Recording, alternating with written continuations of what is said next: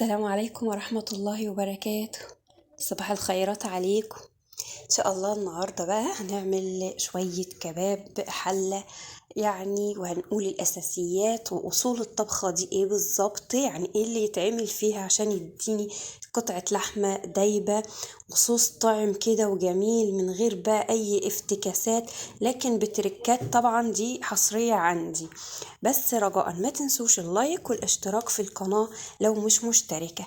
واول حاجة معاكم خالص هبدأ بيها تتبيلة اللحمة.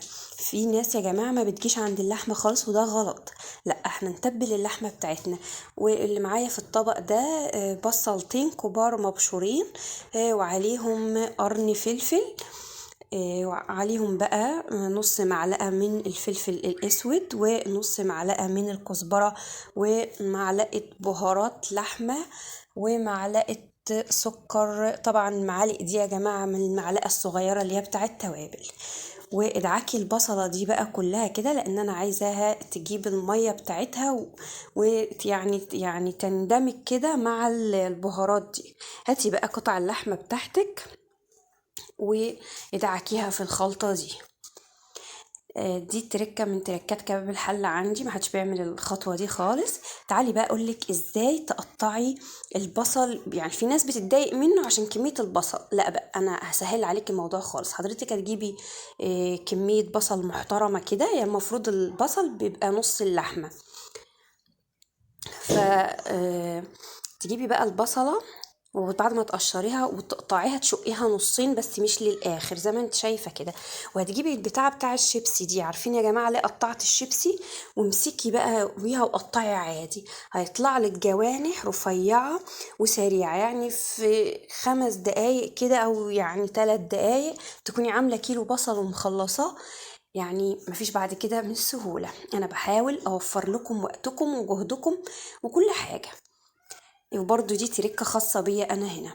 هاتي بقى الحلة بتاعتك على النار وحطي فيها زيت، بلاش سمنة يا جماعة لأن دي لحمة وفيها نسبة دهون يعني دسمة، فمش عايزين نكتر الدهون قوي. انزلي فيها بقى بقطع اللحمة بتاعتك بس مش ورا بعضي، يعني أنا مسرعة الفيديو قدامكم لكن مش ورا بعضي، يعني ثواني بين كل قطعتين كده عشان خاطر بس اللحمة ما تنزليش المية بتاعتها. أنا عايزاها ما تنزلش ميتها وتضيع لي يعني الاساسيات الطبخه ان تحتفظ بعصارتها من جوه علشان خاطر اكل حته لحمه دايبه. شوحي بقى الكلام ده كله مع بعضي لحد ما ياخد، يعني اقفي بقى عليها كده ما تسيبيهاش وتغيبي عنها عشان ما تتلسوعش منك، وعلشان خاطر ما تاخدش لون غامق قوي فتنشف ولا تاخد لون فاتح قوي فتحسي انها مسلوقه، لا عايزين لون بني فاتح وسط كده. تمام. انا ماشيه اهو معاكم بكل التريكات. شوحي بقى اديني اهو بعد ما خلاص خدت اللون اللي انا يعني المطلوب. حطي بقى البصل اللي احنا مقطعينه وشوحي برضو كل الكلام ده مع بعضيه. لو تلاحظوا انا ما حطيتش توابل كتير، لا حطيت حبهان ولا حطيت لورا ولا اي حاجه من الحاجات دي. انا عايزه اكل قطعه كباب الاساسي فيها طعم اللحمه والبصل. ما تبوظوش يا جماعه الاكل بالبهارات. يعني انا اللي متابعني في قناتي عارف ان انا ضد التوابل الكتير، عشان كده الاكل بتاعي ولله الحمد دايما بيبقى واخد الطعم الزمني الجميل وطعمة الاكل بتاع يعني اجدادنا وامهاتنا ربنا يديهم الصحه. المهم دلوقتي بقى انا حطيت قدامكم ايه، يا دوبك رشة فلفل اسود ورشة كزبرة فقط لا غير. وتنزلي بقى على الكلام ده كله بعد ما يتشوح والبصل يدبل منك ويكرمل يا جماعة يكرمل. تنزلي عليه بقى بايه، بكوباية مية كبيرة مغلية. اوعي تنزلي بمية باردة تبوظ الاكل على طول، لا سخنة ومغلية عشان اللحمة ما تشدش منك.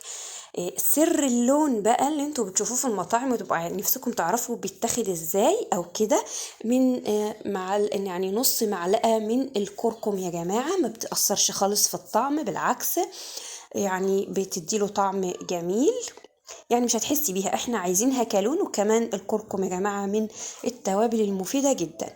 انتوا لو شايفين اهو، انا بعد ما اللحمة غلت او كباب اللحمة غلى مني، نقلته على العين الصغيرة خالص ووطيت عليه شمعة. هتاخدي لحمة زبدة. واديني اهو قدامكم بعد ما استوى خالص. هحط بقى الملح، ما تكتريش الملح في كباب الحلة. انا حطيت معلقة صغيرة بس على مرتين يعني هي كل اللي خده معلقة ملح صغيرة. قلبي بقى كل الكلام ده مع بعضيه وسيبيه برضو ياخد ايه كده غلوة كده مع الملح عشان اللحمة بتاعتي تتطعم. شايفة قطعة طالعة يعني لون مظبوط وتسوية ممتازة يا جماعة. يعني قطعة اللحمة زبدة، يعني مش مستحملة. أنا بشدها بإيدي مش مستحملة. بألف هنا وشفا على قلوبكم. السلام عليكم.